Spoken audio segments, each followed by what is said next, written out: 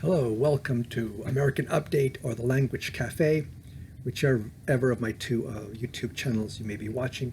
I'm your host, Edgar Montoya. This is Wednesday, August 4th, 2021. Almost forgot the year here. Well, today's subject I want to speak about is the pandemic. We could call it I would title it probably the state of the pandemic and where we are.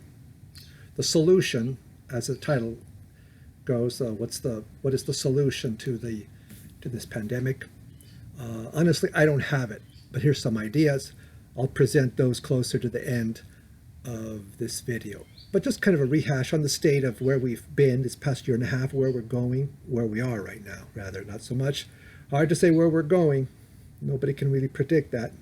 We probably didn't think a year and a half ago that in August of 2021, here we'd be with a kind of no end in sight. We can't see the light at the end of the tunnel. Sometimes we think we can, but really it appears that we don't. Who to trust, who to believe. We don't have a clue. No solutions. We'll talk about more at length here in a moment about the solutions of the Republicans, the Democrats, how they've been handling it this past year and a half or so. And also talk a little bit about the vaccines. We have vaccines, yes, we do, but are they working?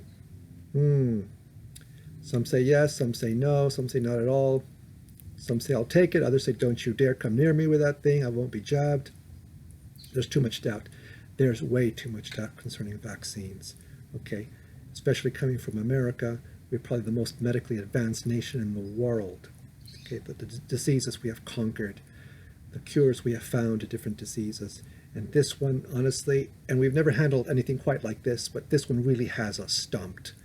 This coronavirus, this COVID-19, it's a real rival. This is a real tough one. So who has the solutions? If we look at it politically first. The Republicans, what are the Republican states doing? Republican governors, Republican mayors. They've been trying to open up this past year and a half. Quite a bit, if not completely. They're letting cities decide, letting citizens decide what to do, what's best to do for them. A lot more liberty than in Democrat-run states and cities. Some say it's worked out well, some say it's been a disaster, or that now it's turning, it doesn't look too good.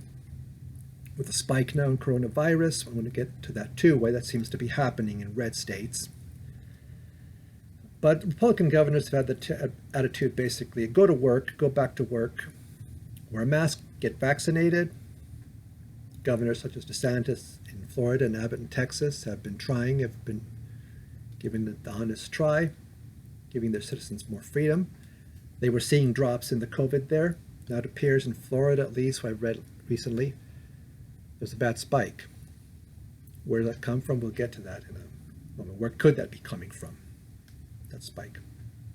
Also, another thing, it was supposed to go down in the summer, it's gone up in the summer. I think if you remember from last year, with the heat was supposed to kill or supposed to weaken the virus. It appears to have done anything but that. In Democrat states, run by Democrat governors, in Democrat cities, basically their attitude was, shut it down, shut it nearly all down. Let us control it, let us take the reins of people's lives, of their jobs, in their churches, shut them down. It's bad. It's bad in some Democrat states. I'm here in California. In September, we're going to be voting whether or not to keep our Governor Newsom. His performance here, his conduct during his management through this crisis has been that bad. It's been that bad. This is a state in great disrepair, from San Francisco down to Los Angeles and down to the border. And I'll get to the border in a couple of minutes here. Not good. But now we have Democrat mayors. Look at the cities. Mayor Lightfoot in Chicago and de Blasio in New York. It's not been too good. It's not worked well. And who they blame it on? They blame it on everything from former President Trump to conservatives to the coronavirus. And we're quick to come up with other reasons on the Republican and the conservative side. But then, okay, we find what are the solutions? What are possible solutions? First, I say reopen the economy. It was said last year too, proposed by many, that people go back to work. Those who are weaker, those who are infirm, let them stay home. Let them stay home. Mask, make them wear masks. A lot of places have been reopening. It's better than it was, but it's not in full functioning operation. But some people would say, well, that's a herd mentality or herd immunity mentality. And it's dangerous. You can't think like that. You can't operate like that.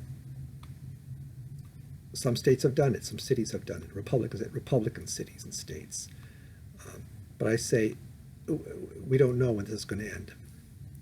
We have got to move a little bit more, be a little more proactive, and operate a little more in, as some people have said to me, sometimes you have to move in faith, step forward, take chances, with an intelligence, with good reason, okay? Wear the masks, if possible, get the vaccines if you believe in the vaccine. That's another thing I want to talk about, this vaccine. Are you evil because you believe in it? Are you evil because you don't believe in it? Let's talk about that one in a moment. Another possible solution, well, one things have to be handled. What about this rent freeze? Reimposed again. Some people think, I feel it for the landlords, because people have this image, this idea of landlords being these fat cats, all fat and sassy and millionaires. That's not so. That's not so. Years ago, my father had properties too. He was very middle class. Okay, they have to collect rent. They have to pay turn around and pay mortgages for houses, for properties themselves. It is not an easy thing. There's no easy answer to this. But then what to do then? Concerning the economy and the vaccines themselves, I think there has to be a get-to-the-table time. Now, talking about the vaccines, whether or not you trust the mask, get to the table, put all the cards out on the table, as I like to say, and talk about the vaccines. Where are we with this? There are medical experts, there are doctors out there who are full on, I believe the vaccine, people believe the vaccine, believe the shot, take the shot, don't ask any questions. Don't believe your lying ears or eyes about what you've seen or heard. A lot of it may seem like conjecture, like rumor out there, like speculation, like tinfoil hat conspiracy time. It's can seem crazy, but well, who do you believe in? But you have to listen to the stories, believe the stories, or maybe not believe them, but give them some credence and say, what happened here? When you hear about people, either everything from losing their lives to facial paralysis to losing limbs, a woman I heard in Nigeria lost her legs at her knees and parts of her hands after receiving the vaccine, 1 or 2 shots. This cannot be dismissed as there's nothing, it's not connected. As I saw in a title today, in the headline in the news, somebody wrote, Mr. President Biden, free the science. If we're not afraid, put it all out on the table. Put the cards on the table and let's talk. But those are the medical experts, the pro-vaccine and the anti-vaxxers, find out why they're so pro-vaccine, and they won't listen to anybody who says boo about it. And listen to the anti-vaxxers. Why are they so convinced that these shots are or may be dangerous, that things are not to be trusted? Bring the proof. Talk about what I've heard happened. Everything from the death of the former middleweight champion Marvin Hagler, which is very suspicious after a vaccine. I haven't heard since then what exactly he's died of. There's a lot of secrecy out there. I think people have to come to God moment, come to the table, put out the cards on the table. As I said, this has to be discussed. What is true? What is not true? It has to be laid out. Second of all, close the borders. If you have a rainstorm, if you've got a windstorm blowing in your house, and you've got the door open and the windows open, what do? You don't put umbrellas up at the windows. You don't lay plastic out on the carpet because the storm is blowing in rain. What do? You close the doors. You close the windows. And feelings, and on the left, it's about, but how will Mexico feel, and immigrants, and what kind of image do we portray? What does a wall look like?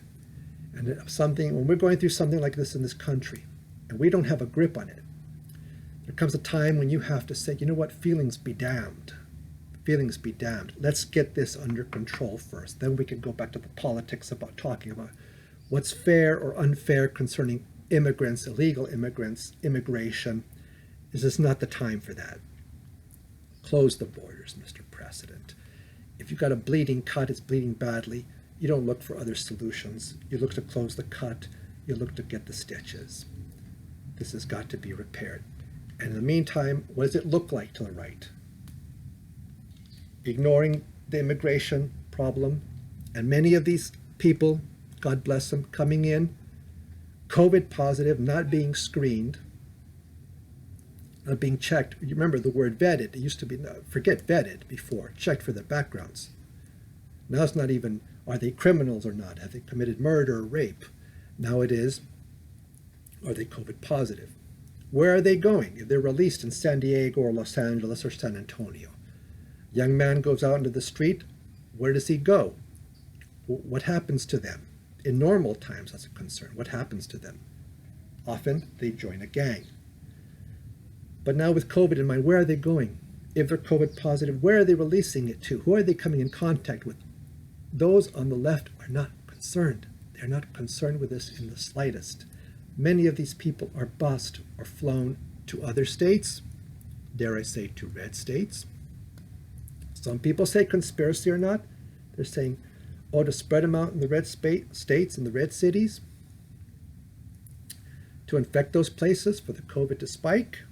This may sound like crackpot. This may sound like tinfoil hat theory. It's worth attention. It's worth attention. Why the spikes in the red states all of a sudden? Because mandates have been lifted a little because they're not so strict on the masks. To have these kind of spikes, these people from Mexico or Honduras or what have you coming across the border, we're not talking about that. But what's going on there? Where are these people, many of them COVID positive, where are they going? What is happening? How are they affecting people or infecting people, I should say? There needs to be, sure, we need to be compliant with mask rules. We need to comply with the rules. But if we don't take care of the border situation, for us, for the citizen, we can't do anything. We can't turn sideways. We can't look cross-eyed at anyone without a mask on. But for these people, too many coming across the border, the southern border, which many on the Democrats say, or Republicans say this, that they see these as future Democrat voters. The border with Canada, northern border, hey, no problem. Shut it down. It's been shut down. But from the south, oh, this problem doesn't exist here, and they're coming, and they're coming, and they're coming by the thousands. There's a storm, close the door, close the windows, and let's take care of this first and think of immigration and all its problems that come with it later on. And I say this as the proud son of two Latino parents, a father who was from Peru, a mother from Argentina, both of which came here legally with papers. Well, so solution, let's figure out this vaccine stuff. Is it legit? Is it causing problems? So for number one. Number two, close the border. Let's take care of our home, take care of our problems here. Thanks so much. I look forward to your comments and to your likes. I hope you subscribe to my channel, to either say at The Language Cafe or American Update. Thanks so much. Hope to see you again. Bye-bye.